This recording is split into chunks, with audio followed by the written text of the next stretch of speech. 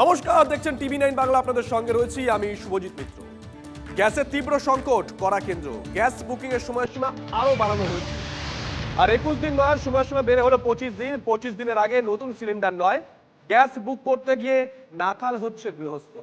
পরিস্থিতি সামাল দিতে কেন্দ্রের দাওয়ায় রিফাইনারিগুলোকে উৎপাদন বৃদ্ধির পরামর্শ কেন্দ্রের। এলপিজি সংকট মোকাবিলায় কমিটি গঠন কেন্দ্রের তরফ থেকে।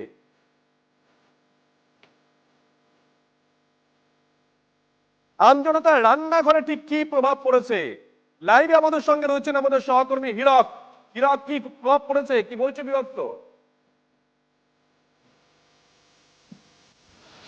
শুভজিৎ, তুমি জানো যে গত কয়েকদিন আগেই গ্যাসের সিলিন্ডার পিছু দাম বেড়েছে 60 টাকা। এই 60 টাকা দাম বৃদ্ধি সেটা যেমন একদিকে গৃহস্থের রান্নাঘরে প্রভাব ফেলেছে, তেমনই কিন্তু গ্যাসের যে বুকিং, সেই বুকিং নিয়ে সমস্যায় কার্যত জেরবার গৃহস্থ। আমি এই মুহূর্তে রয়েছি বাঁকুড়া স্কুলডাঙ্গার এক গৃহস্থের রান্নাঘরে। আমি দেখাতে চাইবো, তুমি দেখতে পাচ্ছ যে এখানে এই বাড়িরই একজন মহিলা, তিনি রান্না করছেন। আমি একটু কথা বলি। দিদি, বলছি যে এই যে গ্যাসের দাম বৃদ্ধি এবং তারপরে বুকিং নিয়ে সমস্যা, কতটা সমস্যার মুখে পড়তে হচ্ছে? দেখুন, আমরা এই কিছুদিন আগে জানতে পেরেছি যে যুদ্ধ চলছে। সেই যুদ্ধ চলাকালীন আমাদের গ্যাসের দাম 60 টাকা বৃদ্ধি পেয়েছে, কিন্তু গত দুদিন ধরে দেখছি গ্যাসের বুকিং হচ্ছে না। এটা সব থেকে হয়রানির বিষয়, কারণ আমার জয়েন্ট ফ্যামিলি, আমার প্রতি মাসে 17 দিন ছাড়া আমার একটা গ্যাস লাগে। আমাদের 8 জন মেম্বার, তাহলে একটা গ্যাসে 30 দিন যায় না। কিন্তু যদি এখন এই 21 দিনটা বাড়িয়ে আবার 25 দিন করে, তাহলে তো মহা মুশকিল, মহা সমস্যা হবে। তাহলে সমাধান কি? আবার কাঠকয়লায়? না, দেখুন, সেটা কখনোই ফিরতে পারবো না। কারণ আমি আমার যতদিন বয়স ততদিন দেখছি আমার দিদাকে কখনো আমি গ্যাস ছাড়া রান্না করতে দেখিনি, মাকেও দেখিনি। আমি তো কখনো এইসব ইউজই করিনি। সুতরাং কাঠকয়লায় তো আর ফিরে যেতে পারবো না, এটা এখন অসম্ভব ব্যাপার। তাহলে সমাধান মানে দেখুন, আমাদের কেন্দ্র সরকার, রাজ্য সরকার, যে সরকারই হোক, সাধারণ মধ্যবিত্ত মানুষের কথা ভেবে তাদের এই সমস্যার সমাধান করতে হবে। তারা কিভাবে অন্যান্য দেশের সাথে এর মোকাবিলা করতে পারবে সেটা তারা বলতে পারবেন। ঊর্ধ্বতন কর্তৃপক্ষের ওপর আশা রাখি, আস্থা রাখি, ভরসা রাখি যে সাধারণ মানুষের এই হয়রানির শিকার বন্ধ হোক। সাধারণ মানুষ আগে যেভাবে গ্যাস পেতেন, দাম মূল্যবৃদ্ধি হতে পারে 10 টাকা 20 টাকা, সেটা আলাদা ব্যাপার, কিন্তু এই হয়রানি প্লাস বয়স্ক মানুষ আছেন বাড়িতে, যাদের ছেলেমেয়েরা বাইরে বিদেশে পড়াশুনো করছেন বা অনেকে চাকরি করছেন, চাকরি সূত্র কর্মসূত্রে যারা বাইরে আছেন, তারা এই বয়স্ক মানুষরা এইভাবে পেরে উঠবে না। অর্থাৎ তুমি বুঝতেই পারছো যে এই গ্যাস বুকিং নিয়ে একটা সমস্যায় রীতিমতো জেরবার সাধারণ মানুষ। তারা যেটা বলছেন যে এই গ্যাস বুকিং করার ক্ষেত্রে তারা সমস্যায় পড়ছেন, যাদের মূলত জয়েন্ট ফ্যামিলি, যারা মূলত যাদের পরিবারের সদস্য সংখ্যা বেশি, তারা রীতিমতো সমস্যায়। কারণ তাদের 17 দিন 18 দিনের মধ্যে তাদের নতুন করে গ্যাস বুক করতে হয়, এবং যেহেতু নতুন করে নির্দেশিকা দেওয়া হয়েছে যে 25 দিনের আগে গ্যাস বুকিং করা যাবে না, তাই সমস্যায় পড়েছেন। আমি একটু কথা বলি এই পরিবারের গৃহকর্তার সঙ্গে। বলছি, কাকু, নতুন করে তো একটা নির্দেশিকা দেওয়া হয়েছে যেখানে 25 দিনের আগে গ্যাস বুকিং করা যাবে না, সেই বুকিং নিয়েও রীতিমতো সমস্যায় পড়তে হচ্ছে। কতটা সমস্যায়? আমরা প্রচুর সমস্যায় আছি। আমরা ব্যবসা করি, আমাদের ব্যবসা ছেড়ে দিয়ে সেখানে লাইন দিয়ে বুকিং করতে যাওয়া হচ্ছে। সেখানে দেখা যাচ্ছে কি বলছে, আপনার বুকিং হবে না, আপনি পরে আসবেন। এবারে ঘন্টার পর ঘন্টা আমার মতন বহু লোক দাঁড়িয়ে আছে, তারা কিন্তু গ্যাস বুক না করে তাদেরকে বাড়ি ফিরে আসতে হচ্ছে।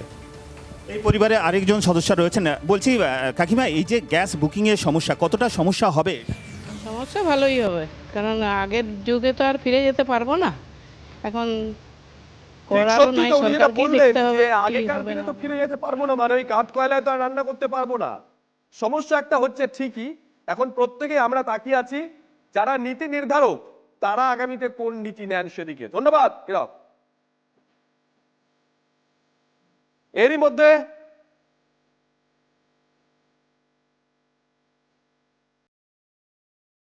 মধ্যে যে খবর পাচ্ছি আমরা, এক ধাক্কা রান্নার গ্যাসের দাম বেড়েছে 60 টাকা। জ্বালানি যন্ত্রণায় বিকল্প খোঁজার ব্যবস্থার খোঁজে আমজনতা। রান্নার গ্যাস সিলিন্ডারের দাম বাড়ায় ইলেকট্রনিক সামগ্রী কেনার ঝোঁক বেড়েছে সাধারণ মানুষের। চাহিদা বেড়েছে ইন্ডাকশন, রাইস কুকার, হিটারের মতন ইলেকট্রিক সামগ্রী। আগের থেকে বিক্রির হারও বেড়েছে বলছেন বিক্রেতারা। জ্বালানির যন্ত্রণা, রান্নার গ্যাসের মূল্য বৃদ্ধি, আর তাই বিকল্পের খোঁজে আমজনতা। রান্নার গ্যাসের বিকল্প হিসেবে যে সমস্ত ইলেকট্রনিক অ্যাপ্লায়েন্সগুলো রয়েছে, অর্থাৎ ইন্ডাকশন কুকার কিংবা রাইস কুকার, সেসব কেনার ঝোঁক বাড়ছে মানুষের মধ্যে। এমনকি ক্রেতারা যেরকম বলছেন যে তারা বিকল্প রাস্তায় হাঁটতে চাইছেন, বিক্রেতারাও বলছেন যে রান্নার গ্যাসের মূল্য বৃদ্ধির পরে এই সমস্ত জিনিসগুলোতে বিক্রির বাট্টার হার অনেকটাই বেড়েছে আগের তুলনায়। ক্যামেরায় সূর্যেন্দুর সঙ্গে কৌস্তব গঙ্গোপাধ্যায়, TV9 বাংলা, কলকাতা। মানে গ্যাসের যে দাম বেড়েছে, ইভেন আপনার 25 দিনে অন্তত টাইম যেটা লাগছে সেটা এখানে আপনাদের সেলিংয়ের এফেক্ট করছে, মানে মানুষ একটু অ্যাট্রাক্ট হয়েছে, বেশি একটু সেলটা আমাদের বেড়েছে।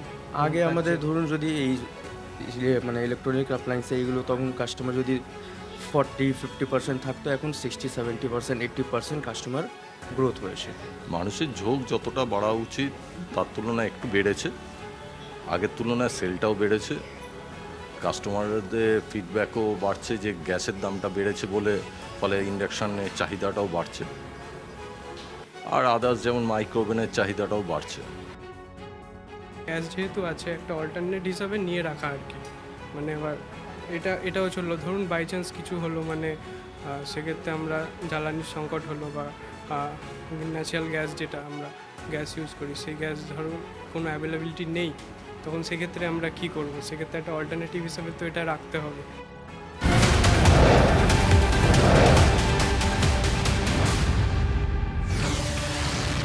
গ্যাসের তীব্র সংকটে দেশের প্রধান দুই শহর ও হোটেল ব্যবসা লাটে ওঠার মুখে। মুম্বাই এবং বেঙ্গালুরুতে বড় খবর, দুই প্রধান শহরে হোটেল রেস্তোরাঁয় হাহাকার, ব্যবসা বন্ধের আশঙ্কা দুই শহরে হোটেল ব্যবসায়ীদের। দুদিনের মধ্যে সংকট না মিটলে ব্যবসা বন্ধের আশঙ্কা। পেট্রোলিয়াম মন্ত্রীর হস্তক্ষেপ দাবি করে চিঠি হোটেল রেস্তোরাঁ মালিকদের।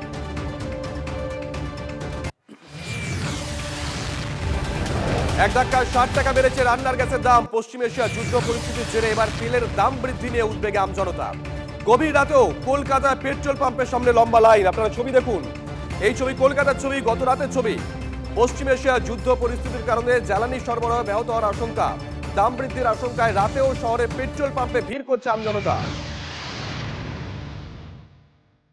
এই মুহূর্তে আমাদের সঙ্গে রয়েছেন অর্থনৈতিক বিশেষজ্ঞ অনির্বাণ দত্ত। অনির্বাণ বাবু, শুভজিৎ রয়েছি।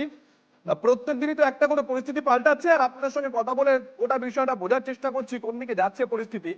যে ছবি আমরা দেখাচ্ছি কলকাতার ছবি, গত রাতের ছবি, মধ্যরাতের ছবি বলা ভালো। পেট্রোল পাম্পের সামনে লম্বা লাইন, এখনই কি প্রয়োজন আছে লাইন দেওয়ার এরকম ভাবে? দেখুন, একটা ইংরেজিতে শব্দ আছে প্যানিক, এবং এই প্যানিক যত বাড়বে তত কিন্তু সাধারণ মানুষ তারা বিভ্রান্ত হবেন, এবং বিভ্রান্ত হয়ে তারা এমন কিছু কাজ করবেন যেটা অর্থনীতির পক্ষে মঙ্গলজনক নয়। এবং যারা মানে যাদের কাছে পয়সা আছেন তারা সবসময় ভাবেন যে সবকিছু আগে করায়ত্ত করে নেওয়া। এবং দেখবেন এই গ্যাসের সিলিন্ডার বুকিং নিয়েও সরকারের একটা যে ডাইরেক্টিভ ছিল 21 দিন, তারপরে 25 দিন, এই সবকিছুই কিন্তু যারা বিত্তশালী লোক তারা চান যে সবকিছু আগে করায়ত্ত করে নেওয়া। এবং এই যে হোর্ডিং বা আমরা বলি মজুত করা, এটা কিন্তু যে সামঞ্জস্য সমাজে থাকা উচিত সেটাকে বিঘ্নিত করে। এবং এরকম ভাবে এক্ষুনি পেট্রোল পাম্পে লাইন লাগানো বা পেট্রোল পাম্পের জন্য ওই তেলের সংকট, এরকম কোনো সম্ভাবনা আমরা দেখছি না। কিন্তু এটা ঠিক যে সাধারণ মানুষ যদি এরকম ভাবে বিহেভিয়ার করেন, সেটা কিন্তু অন্যান্য মানুষদেরকেও বিভ্রান্ত করবেন। আজকের দিনে আপনি অফিস না গিয়ে যদি এখন বাড়ির গ্যাস কিনবার লাইনে দাঁড়ান, বা আপনি যদি এখন অফিসে না গিয়ে পেট্রোল পাম্পের লাইনে দাঁড়ান, তাহলে আপনার অর্থনৈতিক কর্মকাণ্ড যেরকম বিঘ্নিত হবে, সেরকম আপনি কিন্তু আপনার ব্যবহারের মাধ্যমে বাকি মানুষজনকেও বিভ্রান্ত করবেন, আশঙ্কিত করবেন। এরকম প্যানিক হওয়ার কোনো কারণ নেই। পেট্রোল পাম্পে তেল যথেষ্ট মজুদ আছে। আমি কিছুক্ষণ আগে নিজেই পেট্রোল পাম্পে তেল ভরলাম।